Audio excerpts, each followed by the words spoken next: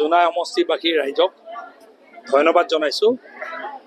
মই 3বাৰকৈ বিধায়ক হৈছোঁ, কিন্তু মই জোনাই সমষ্টিৰ যিটো ৰাজনৈতিক জীৱন যেতিয়াৰ পৰা আৰম্ভ কৰিছোঁ তেতিয়াৰ পৰা ইমান মেম্বাৰ, ইমান কাউন্সিলাৰ আৰু ইমানটা পঞ্চায়তত আমি কেতিয়াও বিজয় হোৱা নাছিলোঁ। 4টা ZPM আছে, 4টাই আমি জয়যুক্ত হৈছোঁ। আৰু এতিয়া মেম্বাৰসকল আমাৰ যিটো মেজৰিটি চব 24টা গাঁও পঞ্চায়তৰ 24টা গাঁও পঞ্চায়তে বিজেপি, গণশক্তি, অসম গণ পৰিষদ, আমাৰ বড়ো জাতীয় সংগঠন, আমাৰ এলায়েন্সৰ NDAৰ আমাৰ প্ৰেচিডেণ্ট হ'ব। তাৰমানে 100% পঞ্চায়ত আমাৰ দখলত থাকিব। 2টা আঞ্চলিক পঞ্চায়ত আছে, 2টা আঞ্চলিক পঞ্চায়ত আমাৰ দখলত থাকিব। জিলা পৰিষদ এইবাৰ 100% 12টাত আমি জিকিছোঁ, ইয়াত 4টাত 4টা জিকিছোঁ। মই এইটোৰ কাৰণে যিটো বিপুল ভোটত যেনেকৈ ৰাইজে হিল্লোল ভাঙি এইবাৰ আৰু ভোট শ্বেয়াৰটো more than 62% ভোট শ্বেয়াৰ আমি পাইছোঁ। আৰু 8 to 9% ভোট কেঞ্চেল হৈছে, যিটো বহুত জেগাত টিপছ হৈ ৰিজেক্ট হৈছে। বাকীখিনি আমি 62% ভোট শ্বেয়াৰ আমি পাইছোঁ। তাৰ কাৰণে মই আজি আমাৰ এটা সম্বৰ্ধনা কাৰ্যসূচী আছিলে, যিসকল বিজয়ী প্ৰাৰ্থী আৰু লগতে ইমান কষ্ট কৰি চবেই আমি পঞ্চায়ত ইলেকশ্যনটো ৰাইজৰ সহায় লৈ জিকিলোঁ।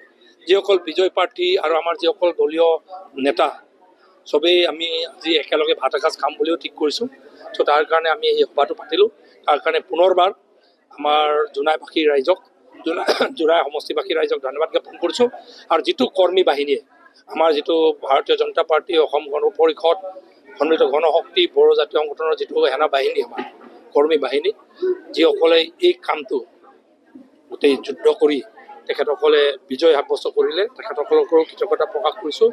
আৰু যিসকল বিজয় প্ৰাৰ্থী তেখেতসকলকো ধন্যবাদ জ্ঞাপন কৰিছোঁ আৰু শুভেচ্ছা জনাইছোঁ। যিহেতু পঞ্চায়ত গঠনক লৈ যথেষ্ট টনা আজোৰা হৈছে সভাপতিক লৈ, আমাৰ ইয়াত ইমান টনা আজোৰা হোৱা নাই, স্বাভাৱিক কথা। এইটো মেম্বাৰ কোনোবা যদি জিকিছে পঞ্চায়তৰ সভাপতি হোৱাৰ যোগ্য বুলি ভাবি বিচৰাটো স্বাভাৱিক। কিন্তু আমাৰ মাজত এতিয়া যিখিনি চৰ্চা হৈছে প্ৰায়ভাগ দলৰ ভিতৰতেই। তাৰমানে আমাৰ এটা সিদ্ধান্ত হ'ল পৰহি, আমাৰ ভাৰতীয় জনতা পাৰ্টি, সন্মিলিত গণশক্তি, বড়ো জাতীয় সংগঠন, AGP, আমাৰ NDA এলায়েন্সৰ আমাৰ লিডাৰ আৰু আমাৰ NDA এলায়েন্সৰ যিসকল মেম্বাৰ জিকিছে, আমাৰ মাজত আলোচনা হ'ব খুব সুন্দৰভাৱে, একেলগে জইণ্ট প্ৰস্তাৱ হ'ব।